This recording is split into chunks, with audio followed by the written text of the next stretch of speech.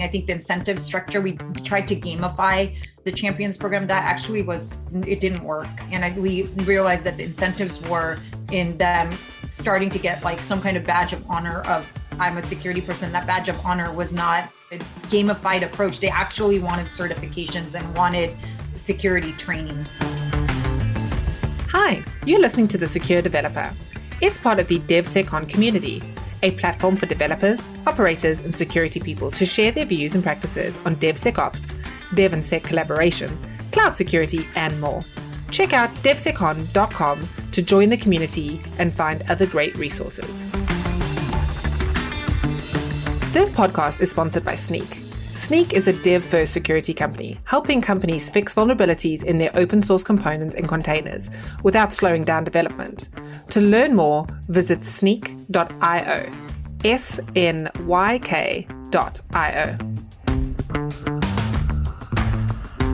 On today's episode, Guy Pajani, founder of Snyk, talks to Rinki Sethi, Vice President and Chief Information Security Officer at Twitter.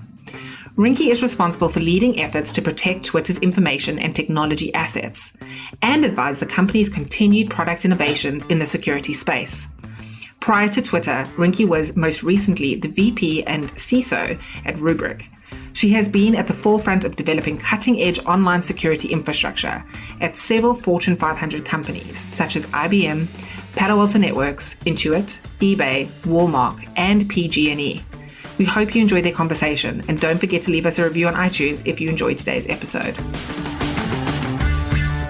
Rinki, excited to have you on. Thanks for coming on to the show. It's an honor to be here. So Rinki, before we dig in, can you tell us a little bit about what is it that you do today, but also a bit about the journey that got you into security and into the role you're in today? Today, I'm the Chief Information Security Officer for Twitter. So I run all of information security at Twitter. I've been here for, just about 6.5 months now, and joined at a really interesting time at Twitter when Twitter had gone through its breach, but it was right before the election, and really interesting time to join as the head of security here at Twitter, which I can dive into more later. When I was in high school, I remember before I knew what cybersecurity was, before I knew what hacking even was, I remember that Instant Messenger, AOL Instant Messenger, for those of you that used it.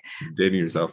Yeah, I am dating myself, but that was the thing. That was the new thing in how you communicated with your friends. And so I was a late adopter of it compared to my friends. I started chatting and I thought it was the coolest thing ever, until I overheard my dad telling my mom about something I had typed to a friend. And I was thinking, how the hell did he know about that? And so I started digging around in my machine and realized now what we call a keylogger is something he was aware of and was a parental spy tool that he had installed on my computer and was recording all my chats and reading them. And just wanted to make sure probably that I wasn't talking to boys or something like that. And so I found out about it. I told my sister about it too. And so we started messing with him. I deleted at first, but then I'd have to go and check again. So I wrote a little program that would alert me every time he installed it. And we would actually mess with him. We'd start writing stuff that wasn't real and then hear him talking about it later. So I think my mind was always a little twisted in that direction towards kind of like that security hacker type thing. Although I left that alone, I went and pursued my computer science engineering degree at UC Davis. And when I graduated, it was a real bad time in the economy. And I was willing to take any job at that point. I wanted to just have a job when I graduated. And fortunately enough, I was recruited by PG&E, and that was my first role in becoming a cybersecurity analyst. Back then, they called it an information protection analyst. So I started my career there, been in cybersecurity for about 2 decades now.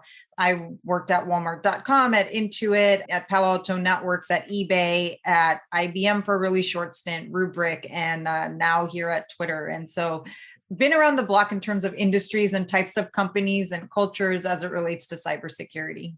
Yeah, absolutely. And I love the motivation to get into the world of security through sort of teenage, insubordinate, or through sort of, maybe as a parent, I think about the appeal. I've resisted the appeal so far, but it is tempting. I know how to do it. I know how to sort of track the kids' activities. I've preserved their privacy to date. I hope I keep that up.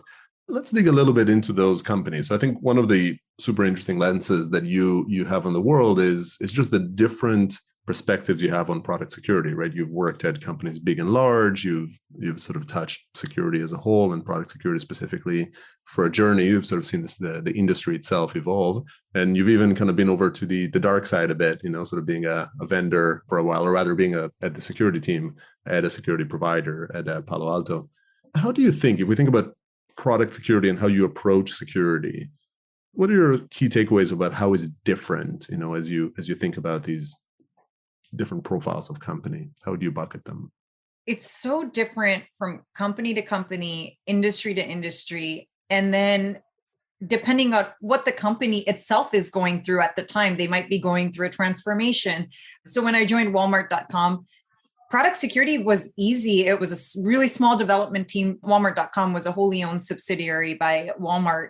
And so it was easy to influence. It was easy to train developers. It was easy to push security into the product. And product was different back then, right? It was a website and it was an e-commerce site, and e-commerce was a new thing back then.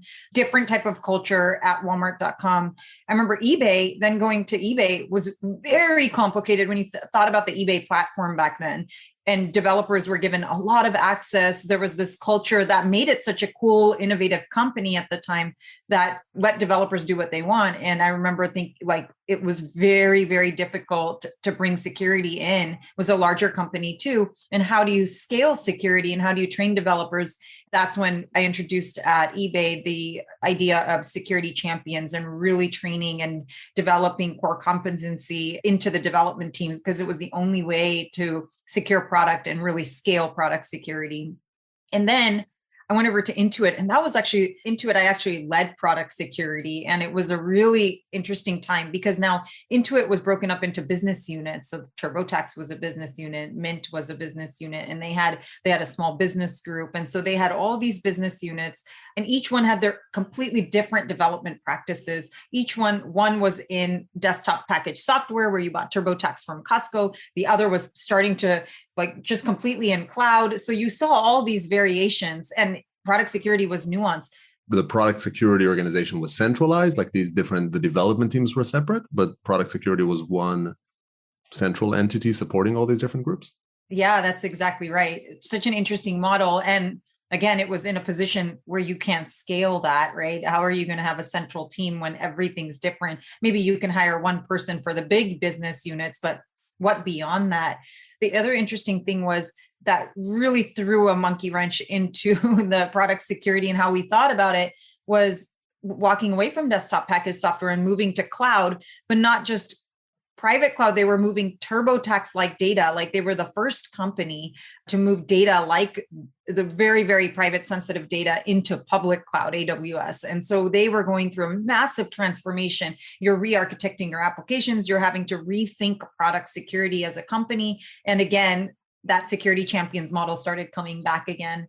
Very different from company to company. And then you talked about me being on the security vendor side at Palo Alto Networks and at Rubrik and thinking about how we did product security there. And it was, again, a little bit simpler, but then you're also thinking about this is critical infrastructure for many companies where you play as a security vendor. And so the just scrutiny and amount of importance of security was at a whole different level. And you have to role model what security is for the rest of the world at a company like that. And so very different from company to company. And then, of course, Palo Alto Networks had a hardware business. And so your product is not just software. And so different nuances, different challenges along the way, different ways of organizing, different cultures, different success stories and how you organize. So really interesting. Yeah, it's fascinating. There's like a world of questions that come out of this. But for starters, when you refer to security champions and you're describing things very much in the relation or maybe the proximity of the security organization to the development organization. Is that a correct way to read what you're saying? Like you talk about how in Walmart it was easy because it was small enough and close enough, while maybe in Intuit it was hard because you were distant and it was very diverse. Is that sort of the fundamental, you think, and you addressed many of those with sort of security champions, is the conceptual, like security champions is the implementation, but what you're trying to do is achieve proximity between the security practice and the development practice? Is that a decent representation of it? I like the way you articulated that. I think the proximity is such an important thing. And that's what you're trying to get.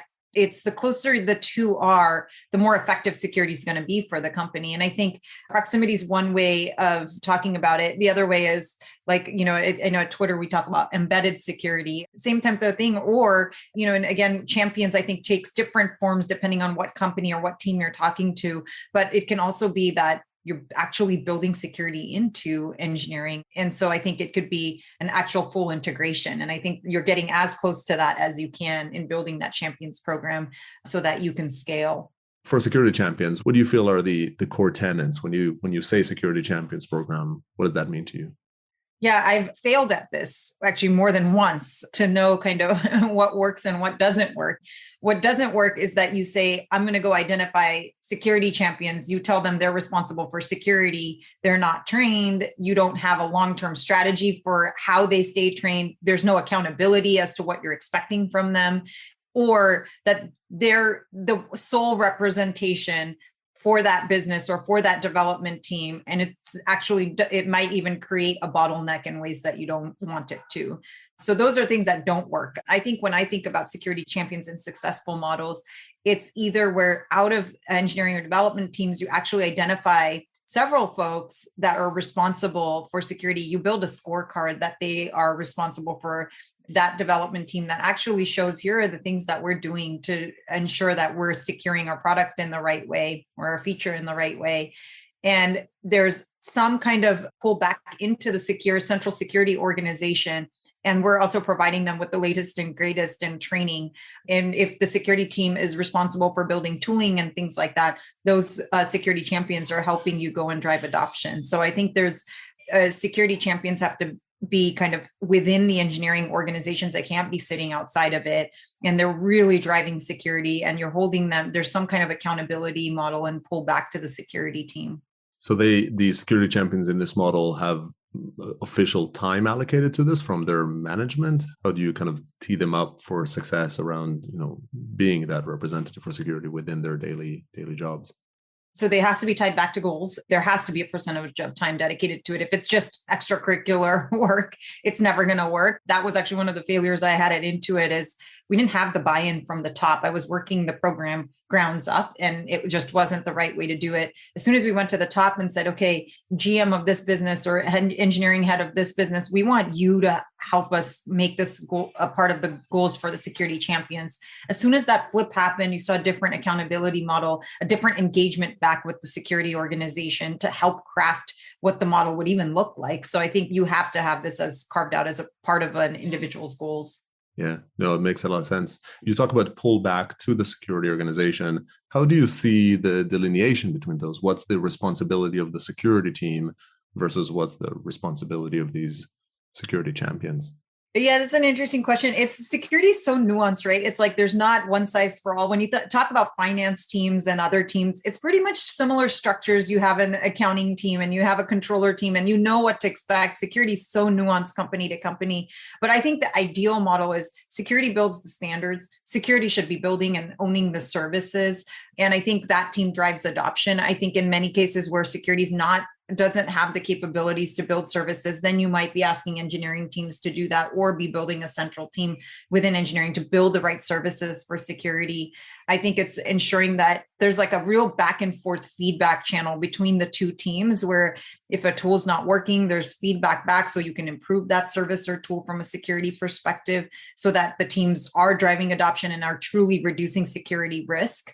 I also think where it works well is where security's plugged into like development and understands their customer is engineering in this case, and that they're really feeling the pain of their customer as well. And so I think that what we talked about, what you said with the proximity, is so important. Yeah, it's hard to sort of define those, but I like the general guidelines that you're describing. You talked about how it's a failing if you don't train them or you don't kind of equip them to do it. What are some suggestions of how can you help beyond kind of ensuring their management is aligned from a security team perspective? What type of training or enablement do you need to give these security champions to make them successful? If you're launching a security champions program, again, this was another failure I had, was really short-term thinking in terms of what training content I was going to have available and what I thought they needed. And I was wrong on both fronts. I didn't test it out properly with the engineering team. I think having a pilot group that you actually test out initially to say that, okay, I'm launching this security champions program, and engineering teams are not shy of giving feedback. And so they will help you shape the program in the right way. As soon as I engaged the engineering teams, and this was iteration number 2 after failing the first time, what happened the first time was developed content for what I thought was 6 months of content for training. And it had different modules, whether it was ensuring you had the right unit tests, or whether it was training them on security standards, or even more specific training to different languages and so forth. When I developed that, the engineers were able to consume it in less than 2 months. And they were like hungry for what's next and how do I apply this? And so what I realized is you need to have almost 12 to 18 months of training content. It needs to be very applicable to their role, but it also there has to be a combination of here's practices, standards that you're training them on, that your company is actually, it's not just generic, like off the shelf training, but it's very specific to the company, what they should be doing. But then there is some more future looking things as well. Like developers were creating things like SANS trainings and certifications, and they almost saw that as an incentive to continue because they were starting to get security under their belt in addition to their core engineering role. And so that was another thing. I think the incentive structure, we tried to gamify the champions program. That actually it didn't work. And we realized that the incentives were in them starting to get like some kind of badge of honor of I'm a security person. That badge of honor was not a gamified approach. They actually wanted certifications and wanted security training. I think that makes a lot of sense. In a recent roundtable I was on, we got to an interesting perspective around the delineation between developer security training and the training of these security champions, not just from an investment, but from a motivation. Felt like it sounds very similar to what you're talking about, which is for a lot of the statements about what developers want, maybe they conflate the two together. But, in practice, there's the developers who just want to get back to their kind of day job. And so for them, you might want minimalist sort of security and you might need gamification to lure them in. But then the security champions, they're security curious. They're hungry for more. So for them, you actually want to give them high engagement, high depth, but they're still engineers. They're still developers. So you have to keep that in mind. I think it's a similar perspective to what you're describing, right? That's exactly right. Yeah, that's exactly right. And I think I was more gearing towards like what the champions are looking for. But I think in broader engineering teams, I get into debates about the carrot and the stick approach. And I think whether you call it the carrot or the stick, I think recognizing developers that are doing the right thing, whether you gamify that or not, but then you have to hold those that are not accountable as well. So there needs to be a combined approach. So whether you want to call that carrot or stick, or you want to call it accountability and recognition, I think that's a really important concept more broadly. Yeah, it's amazing how important naming is. Indeed, accountability and recognition are both good terms, while a stick, it sounds like actually even a carrot sometimes sounds bad, maybe sort of, like a little condescending, but then recognition and accountability are actually really, really good words. So I definitely am going to adopt those. Before we talked about the journey, we actually stopped just shy of Twitter. So when you're at Twitter, and I recognize you're only there for about 6 months, what are you looking to apply then from this sort of champions, or what is there already a champions program running? Yeah, we actually have a pretty large champions program at Twitter already when I joined. I think they're really good at training and ensuring that if there's something new, a new standard, like ensuring people are aware of it. It's the largest champions program I've seen so far that I've worked with. But I think there's one thing that's still missing that we have a little bit of a kind of a bridge to build, is that proximity to engineering and really like not just training, but how are we integrating security into everything they do? Because right now we're making it's really hard for engineers and developers to do security. There's a lot of manual processes. If they want to introduce a new product or a new feature, to go through 10 security reviews, one for privacy, one for security, and then so many other ones. So I think the more we can automate, the closer we get to them to understand, like, wow, this is not going to help us innovate quickly. So there's a lot more work we need to do, whether it's champions or building. I think for us, even from a central security perspective, we're starting to think about automation. We're starting to think about what is the right tooling and services. I mean, one of the products we're looking at is Sneak. Because of that, is how can we get closer to the engineers so that it's not like, I don't want to say that they don't need to worry about security,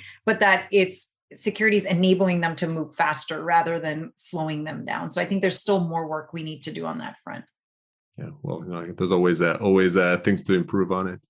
So let me actually dig a little bit on this front and talk about skills and teams. So you've sort of been in the industry for a while.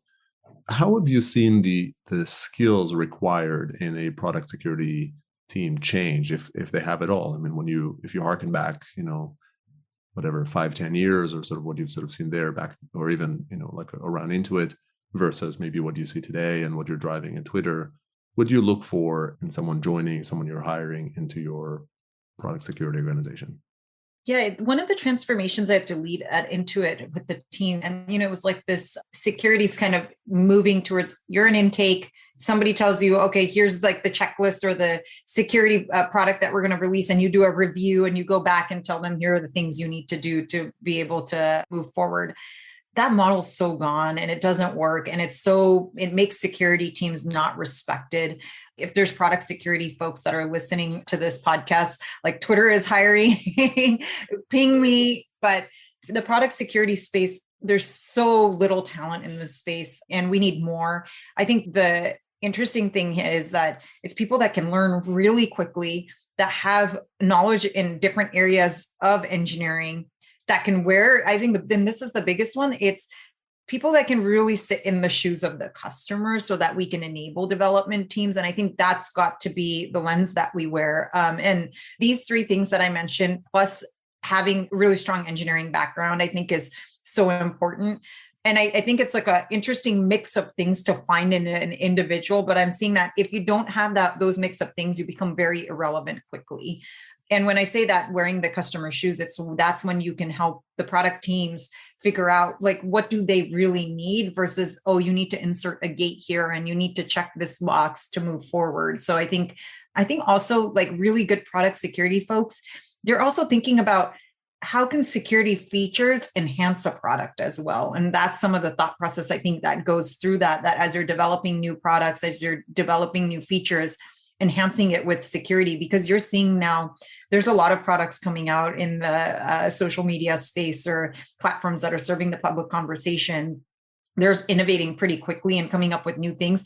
And there's all these new security and privacy implications. And that I think the world hasn't thought of as it relates to these new platforms. And I think that the more you have security and privacy plugged in and folks that are thinking about, hey, how could you drive innovation? It makes your product better. So I think those are kind of the skills that product security expert needs to have. Yeah. I love that. You talk about product security. An opportunity to provide value, not just reduce risk, is really around bringing that security expertise into the product's features and capabilities, and eventually top line and business success. I like that thinking. I see more and more kind of forward thinking security leaders embrace that approach, and I think it fits the product security title quite well. Would you bias then? I know it's much more nuanced than that, but assuming two kind of roughly equal candidates, one with a stronger software engineering background but light on the security background versus one that's positive, do you bias software engineering, or do you still bias for hiring security? No, I bias towards software engineering. I think a security background is a plus if they're interested and passionate about security. A lot of the folks in product security have come from a software engineering background. I think it's the only way to be successful in that role. So I do bias towards that. I've also seen college new grads come in, again, who have a passion for security, might not have all the experience in software engineering, but can learn quickly and then really start providing that feedback. And you see them looking at things with a fresh lens. So I do bias towards software engineering when it comes to product security, because at the end of the day, your customer are their software engineers. Okay. Yeah, I love that. I think and again, I'd kind of draw an analogy to the DevOps world, right? That moved from maybe more of the sysadmin sort of IT background to maybe biasing in favor of platform building and SREs and that engineering. I think the security industry is going through something similar. How do you think about the security lever, or like how tight do you tighten it, or whatever the right way to think about it based on the business context? I mean, if you think about being a security vendor, how do you balance the desire to run fast with the need to control risk or to keep things secure? Security vendors are in an interesting position today. And especially when you think about security vendors that are in critical infrastructure or are considered critical infrastructure, the appetite for risk for certain companies are going to be more than others, right? That you might be willing to take a hit on a security or privacy regulation versus if you're a consumer company versus you're a security company. I think security companies don't have a choice. I had a conversation where I was asked a question in the moment, had to answer when I thought was the right time for a startup company in the security space to bring in a security person. I was like, I think it needs to be one of the first 5 hires. And the reason I said that was, one, you have somebody that has a customer view very early on with you. 2, you're building a security product. You have to think about security first, and your appetite for risk. I think you might have to move a little slower because you're not willing to accept as many risks. And I think that needs to be the balance. I mean, we've heard about security breaches now with security vendors, and it's the one industry I think it becomes really hard is when critical infrastructure doesn't take security seriously. So I think I might be biased here, but I feel like those that are in critical infrastructure need to, I think you lean towards more being risk averse. Yeah. So on the flip side, if you come to a company where maybe they're not critical infrastructure, although you can argue Twitter today, it's such a part of our social fabric that you can potentially challenge that statement. But still, coming into Twitter post breach, what's your sense of how breach driven is sort of security prioritization in companies you've seen? I mean, Twitter, being one versus an actual internalization of the importance of security. I mean, the last few companies I've been at, including Twitter, security and privacy is considered top risk to the company and is incredibly important and is a priority. And so I think there's no question about it that it's hard when a company is so complex and big that how do you ensure that security has a seat at the table? And I think a lot of that has to do with the process you build and how, again, you get close with product and engineering teams to ensure early on that something new is coming out. And this goes back to the previous questions that we talked about too, which is the skills for product security folks, right? If security can show value early on in terms of you're now like making proposals that are actually going to generate business as well, security and privacy becomes such a strong strategic partner for the business that it's going to be prioritized and you're going to have an ear. And so I think there's a little bit of a balance that you have to prove yourself as an organization a little bit first, and then you will have that. So it's not just a risk decision, but it's like, wow, this is actually bringing value. I think in certain areas, Twitter's like they're chartering new territory. And so I think that's where it becomes really difficult when you're moving fast to go innovate and build new products in a space that hasn't been disrupted or hasn't existed before. That's where it becomes really nuanced on the risk you're willing to take to go get it to market and then maybe take some hit, but then going and building it in afterwards. Yeah, coming back to like the product security definition as well of representing business value. Do you see that as a leader attribute? Like as a leader, you need to think about it. Do you think all the people in your security organization should think about it? Should you almost like imagine the marketing message you would say around the security work you're doing, like you might for functionality that you would do? Do you see that as a tenet we should permeate through the security org about understanding how to communicate the value to your customers and help the business? I think it's really important, right? You're always going to have security engineers that might not want to communicate, and they're in certain roles where they don't need to be in front of other teams because they're working on some kind of tooling or development. I think security on the product security side, absolutely. And like product security folks, they have so many ideas. They're constantly thinking about the product. They're thinking about new features. I think the difference between the leader and the team will generally be, there'll be a lot of idea generators in the team. I think the leader is the one that's going to be like, these are the few that we should go and prioritize. These are the ones we should go focus on. And then how do we share those wins with an organization that this actually came from this team and enhance the product and, potentially brought in more revenue or we won over competitors because we went and we were partnering early on.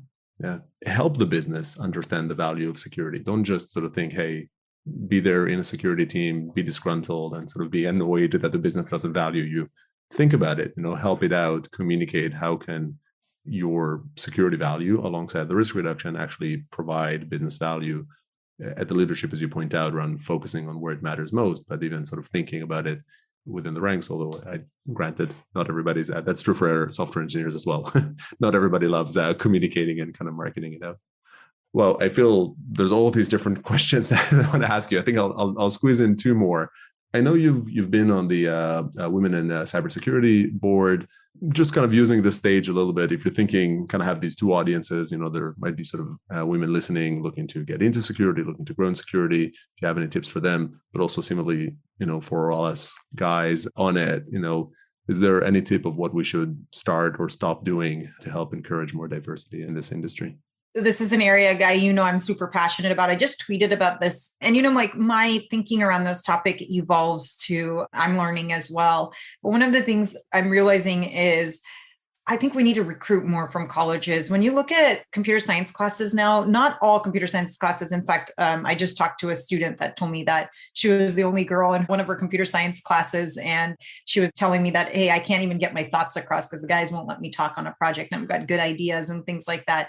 But kind of, if you look overall, the number of women and men in computer science programs, there's a lot of programs that have 50-50, but somehow then when you go look at engineering teams and especially cybersecurity teams, there's like a huge issue. And I think we need to, like what I tweeted was we need to stop trying to get more women into our company by stealing from another company, because we're not really helping with like improving the pipeline. So it's almost like we need to make commitment as an industry that we're going to go bring in X number of more talent from colleges. And I think that will introduce more diversity, that will introduce more women into cybersecurity, and also maybe from other fields where there's expertise, right? Like marketing, maybe those are folks that can help with security culture. And so there's, I think, a lot more work that we need to do. I always say this, it's a fact that women don't take as many risks as men. If you don't feel qualified for a role, we won't apply. Whereas someone who's not qualified for a role from men will apply. And I think women need to take risks, go out there, reach out to folks and leaders. And I bet you that you would get like a reply back from a security leader looking for talent in the security space.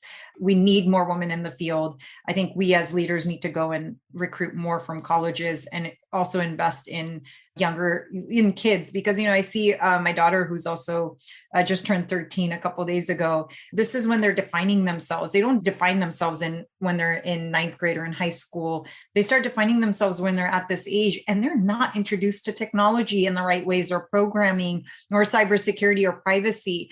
And so I think it's really important at this age that they get introduced to it. So then we have more girls entering colleges. And I think anything people can do to teach more women, teach more girls, bring more women into the industry to increase the pipeline is going to be super critical. Yeah, that really resonates with me. I think it's really great. We have to actually grow the community. It's not just about sort of steal all the sort of the diverse candidates and sort of women into your company. It's about help fix the community. I think I rarely do sort of team plugs over here, but I'm just really proud of this. Is our leader of our SE team at Sneak, was we kind of woke up one morning and realized we have all men in our sort of sales engineering team. And we talked about it. We sort of set out to sort of hire. It was really hard to sort of find, sort of qualified and experienced women in it. And he started this sort of internship program to bring women that are, they might have come from backgrounds. They weren't obviously qualified to it, an associate program. And that's been super successful. Like the team is far more diverse right now. I don't know exact statistics. And then we doubled down on it, and we did a whole program around mothers returning from maternity leave, kind of a return to work, people that not maternity leave, but rather, that might have been out of the career ladder, for a bunch of years coming into it. We get some amazing kind of women join the company through it. So anyways, I'm sort of super proud of it. It's just from, I had nothing to do with it. It's all kind of the team initiated inside of it, but just was so great to see it. So I would love to hear more about that. I mean, you need to share that in terms of that internship program and what made it successful, because I think there's an analogy on the cybersecurity side on you might take some hits in the short term, right? Because they're not going to be productive right off the ground, but here's the long-term benefits of it. And here's how you got them up to speed. I would be super interested in hearing kind of that story. That's really cool. Thanks. I agree. We absolutely should be publishing these details. So, Rinki, this has been amazing. This is like a whole kind of treasure chest of great advice. One last question I'd like to ask, every guest coming on board. So if you take out your crystal ball and you think someone doing your job 5 years from now, what do you think would be most different about their reality? I think one of the big shifts that I'm seeing, and I see it with Sneak, I see it with Level Ups, I've seen it with now more companies that are coming out.